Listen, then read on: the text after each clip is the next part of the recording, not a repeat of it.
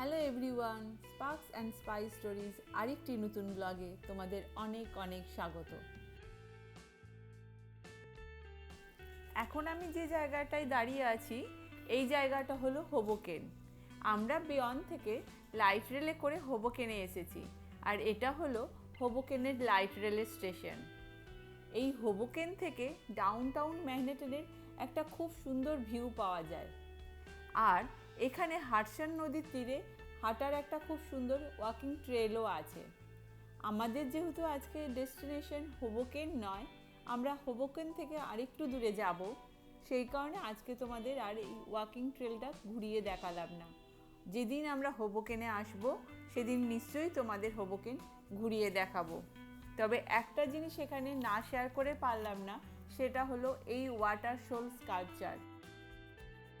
এটি প্রায় ৮০ ফুট উঁচু একটি ভাস্কর্য, যা আমাদের একটু নীরবতার জন্য অনুরোধ করছে, এবং এটি আমাদের সেই প্রফাউন্ড কণ্ঠস্বর শুনতে বলছে, that speaks to us about the origin of the world and it's memory, যা আমাদের পৃথিবীর উৎপত্তি এবং স্মৃতির কথা বলে। আমরা এই স্টেশনের চারপাশটা একটু ঘুরে নিয়ে এবার চললাম পাত ধরতে। ও, তোমাদের তো বলাই হয়নি আমরা আজ কোথায় যাচ্ছি। আমরা যাচ্ছি আজ কোনি আইল্যান্ড। আমরা প্রথমে পাত ধরে যাব 33rd স্ট্রিট, সেখান থেকে আমরা আবার সাবওয়ে ধরব। এই হোবোকেন বলতে পারো একটি জাংশন। এখান থেকে যেমন লাইট রেল, ট্রেন, পাথ পাওয়া যায়, তেমনি পাওয়া যায় ফেরি। এই ফেরি করেও কিন্তু এখান থেকে বিভিন্ন আইল্যান্ড এবং নিউ ইয়র্ক ঘুরতে যাওয়া যায়। এই যে দেখছো লাইট রেল দাঁড়িয়ে আছে, এটা হলো লাইট রেল স্টেশন। এখান থেকে একটু গেলেই এই যে সামনে দেখা যাচ্ছে, ওগুলো হলো সব ট্রেনের স্টেশন। আর তারপরে গিয়ে আছে পাথের স্টেশন। এই লাইট রেল আর ট্রেনের রাস্তায় যেতে গেলেই তোমার ডান দিকে পড়ে ফেরিঘাট।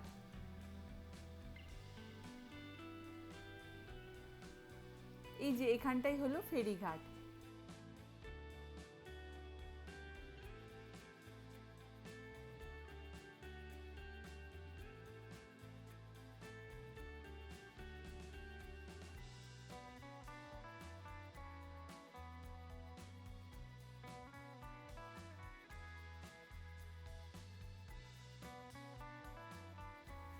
লাইট রেল স্টেশন থেকে এই মিনিট দুয়েক হেঁটেই আমরা চলে এলাম ট্রেন স্টেশনে। এই আমরা যে রাস্তা দিয়ে হাঁটছি, আমার সেই রাস্তার বাঁদিকে আছে ট্রেনের প্ল্যাটফর্ম, এবং দেখো ট্রেনগুলি দাঁড়িয়েও আছে। আর ডান দিকে আছে ট্রেনের ওয়েটিং রুম। আর এই ট্রেনের ওয়েটিং রুমের মধ্যে দিয়েই গেছে ফেরিঘাট যাওয়ার রাস্তা। চলো দেখে নেওয়া যাক এখানকার ট্রেনের ওয়েটিং রুমগুলো কেমন হয়।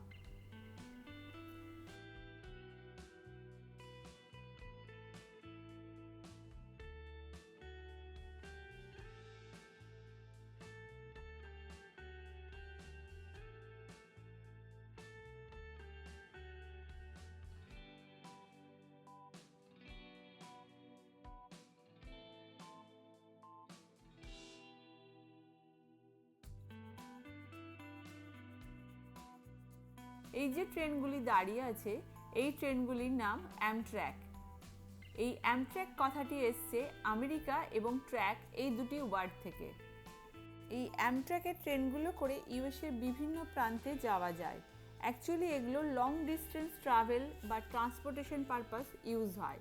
আর শর্ট ডিস্টেন্স ট্রান্সপোর্টেশনের জন্য আছে লাইট রেল, শাম এবং পাথ। আমরা এই ট্রেনের প্ল্যাটফর্মগুলি ক্রস করে আমরা এগিয়ে চললাম পাথ ধরার জন্য পাথের স্টেশনের দিকে। পাথ এবং সাবওয়ে ম্যাক্সিমামই আন্ডারগ্রাউন্ড, কিছু কিছু জায়গায় এগুলি গ্রাউন্ডের উপর দিয়ে চলে। আমরা যখন পাথ স্টেশনে গিয়ে পৌঁছাই তখন দেখি অলরেডি একটি ট্রেন দাঁড়িয়ে আছে, এবং আমরা সেই ট্রেনটি ধরে চলে গেলাম 33rd স্টেশনে। এই 33rd স্টেশন থেকে কোনি আইল্যান্ড যাওয়ার সব থেকে সহজ রাস্তা হলো 34th স্ট্রিট সাব স্টেশন থেকে সাবওয়ে ধরে কোনি আইল্যান্ড যাওয়া। তাই আমরা চললাম সাবওয়ে স্টেশনের দিকে।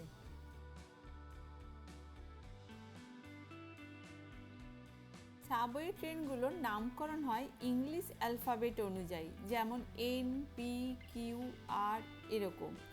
আমরা ধরলাম কিউ সাবওয়ে।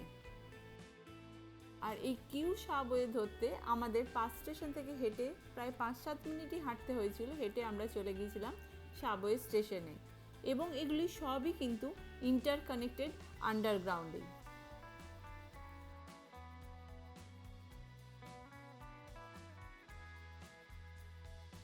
পাথ আর সাবওয়ে দুটোই প্রায় মেট্রোর মতো, যার ডিফারেন্স একটাই, সেটা হলো পাথ চলে পোর্ট অথরিটি ট্রান্স হাডসন কর্পোরেশনের আন্ডারে, আর সাবওয়ে চলে এমটিএ মানে মেট্রোপলিটিয়ান ট্রান্সপোর্টেশন অথরিটির আন্ডারে।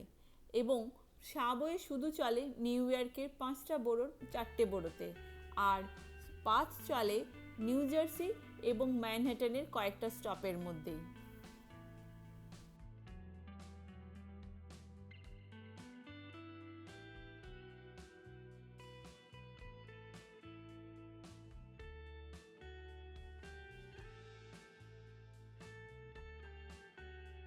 এখানের আরেকটা সুবিধা হলো যে তুমি যত দূরই যাও না কেন, লাইট রেল বলো, পাথ বলো বা সাবওয়ের বলো, ভাড়া কিন্তু ফিক্স। সে তুমি পরের স্টেশনেই নামো আর লাস্ট স্টেশনেই নামো। সাবওয়ের ক্ষেত্রে ভাড়া হচ্ছে $2.9। আমাদের এই দিন সাবওয়ে ধরে যেতে টাইম লেগেছিল প্রায় 1 ঘন্টার উপর, আর এর মধ্যে স্টপ ছিল 25টার মতো।